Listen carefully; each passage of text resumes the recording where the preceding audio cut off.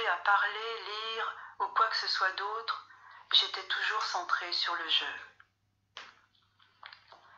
Cette expérience changea totalement la vie et les habitudes du jeune Venkataraman. Il préférait rester seul, absorbé dans le soi, ou se rendre au temple où il restait des heures devant Minakshi ou Shiva en profonde adoration. La conscience d'être une personnalité distincte le quitta définitivement. Il était le soi, rien que le soi. Je suis ce je suis prenait tout son sens pour lui. Il quitta sa famille et partit au pied de la montagne sacrée Arunachala, qui est la manifestation de Shiva, du soi, le cœur. C'est à partir de cette expérience que Sri Ramana enseigna la voie de la recherche du soi, de qui suis-je. Il préconisait deux voies directes. L'une est de chercher la source du jeu et de se fondre dans cette source. L'autre, le total abandon et le sentiment « je ne peux rien par moi-même, Dieu seul est tout-puissant, je ne peux que m'en remettre complètement à lui ». Les deux méthodes conduisent au même résultat, l'abandon total, la connaissance du soi ou libération. En avril 1950, durant les derniers jours, des centaines de fidèles défilèrent devant sa chambre. Sri Bhagavan, étendu sur un sofa, donna le darshan matin et soir jusqu'à la fin. Le vendredi soir du 14 avril, la foule des dévotis était encore plus grande, et quand la fin approcha, toute l'assemblée se mit à chanter le refrain de Aksharamanamale, Arunachala Shiva, Arunachala Shiva. Les yeux de Bhagavan s'ouvrirent un peu, sur ses lèvres apparut un léger sourire, le long d'une joue coulèrent des larmes de félicité. Et à 20h47, un inspire, puis un expire et ce fut tout. Pas de lutte, pas de spasme, aucun signe qu'il mourait. À ce moment même, une comète d'une lumière éclatante traversa lentement le ciel et se dirigea vers Arunachala et disparut derrière le sommet. La forme visible de Bhagavan s'était absorbée dans la réalité suprême d'Arunachala. Ils disent que je vais mourir, mais je ne pars pas. Où pourrais-je aller? Je suis là.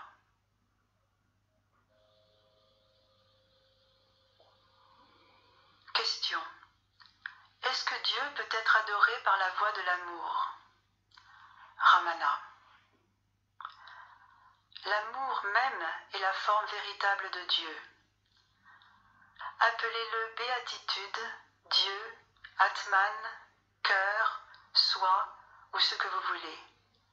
Une fois que vous avez tout rejeté, ce qui reste, c'est le soi. C'est cela, l'amour véritable. Celui qui connaît le secret de cet amour trouve que le monde lui-même est rempli d'amour universel.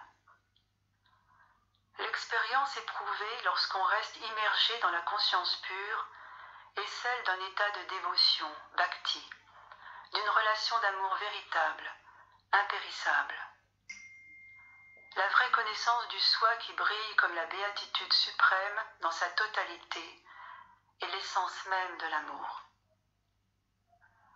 Ce n'est que si l'on connaît la vérité de l'amour qui est la nature véritable du soi que l'on peut défaire les nœuds compliqués de sa vie. Ce n'est que si l'on atteint le sommet de l'amour que l'on peut atteindre la libération.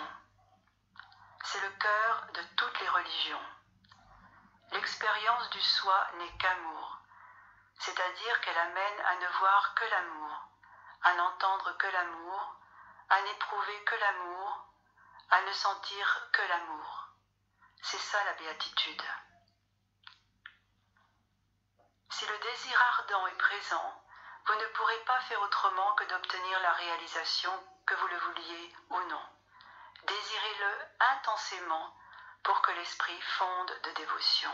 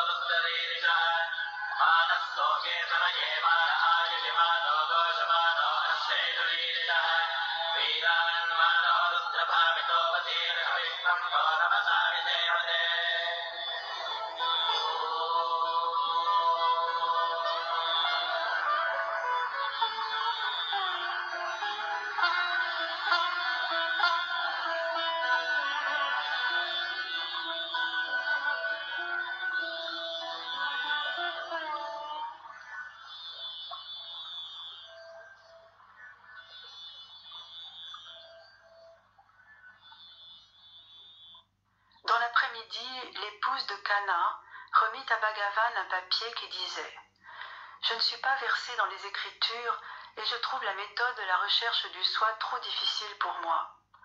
Je suis mère de 7 enfants et le travail ménager me laisse peu de temps pour méditer. Je prie Bhagavan de me donner une méthode plus simple et plus facile. » Bhagavan. Il n'est pas nécessaire d'être savant ni d'avoir la connaissance des Écritures pour connaître le soi.